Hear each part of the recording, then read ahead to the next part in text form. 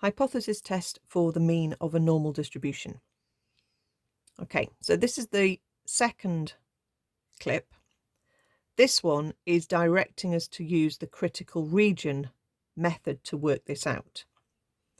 So it says the times taken by employees to complete a task are normally distributed with standard deviation 2.6 minutes.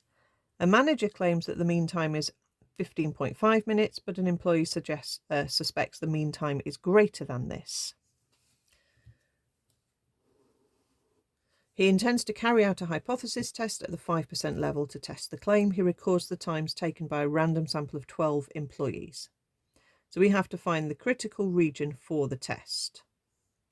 Okay, so our X bar, which would be the mean of the sample, that's going to be normally distributed with the same mean as the original distribution, which the claim is that it is 15.5. And the standard deviation changes from the original standard deviation to sigma over square root n. So n is 12, so we're going to use 2.6 over square root 12 in the statement of our normal distribution. Okay, I haven't actually said the hypotheses yet. Okay, I'll put them in somewhere, but maybe I'll put them in part B because it says carry out the test for part B. But I need to know this X bar for my critical region. So we've got this central value at 15.5, which is what the sort of the default assumption is. The mean is 15.5. I underline that because that tells us we're looking for one tail. The employee suspects the mean time is greater than 15.5, and we want the 5% at the top end then in that case. So the critical region is this part here that I'm shading in, but it's the values along the x-axis. So I need to work out this value here, okay, and then anything above that question mark will then be the critical region.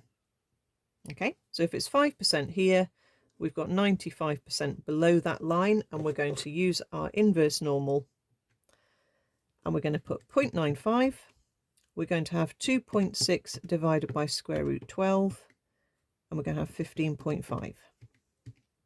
So that gives us 16.735.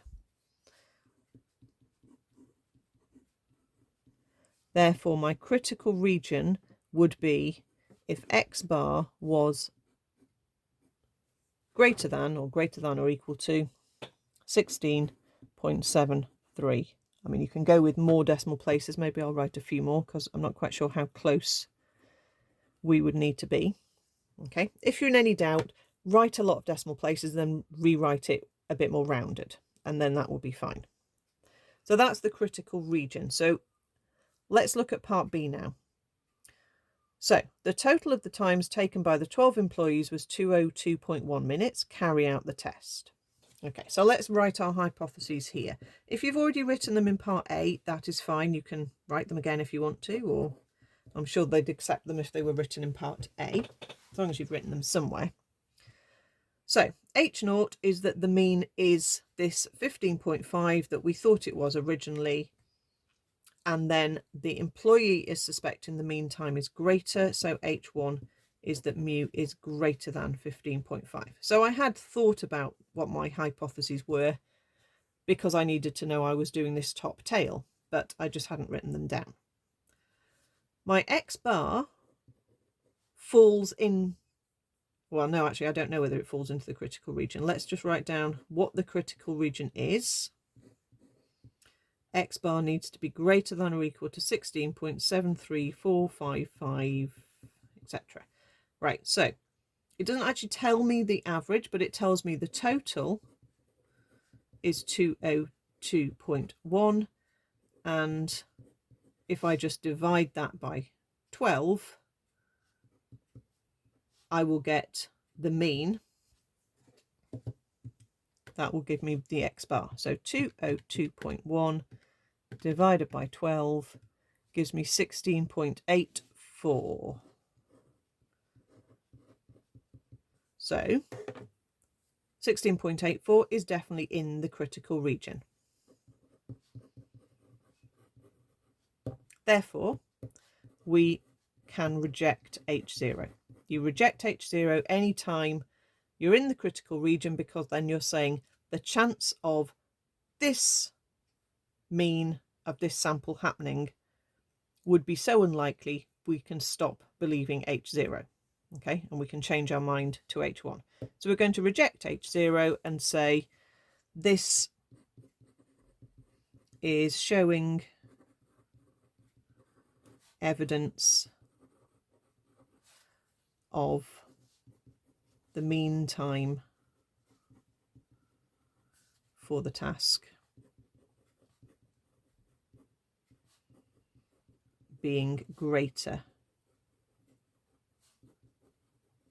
than 15.5 minutes. You have to take a little bit of time to write out the sentence for your conclusion, because there's normally the mark which is talking about the conclusion in context. Okay, so that's how you do it with the critical region.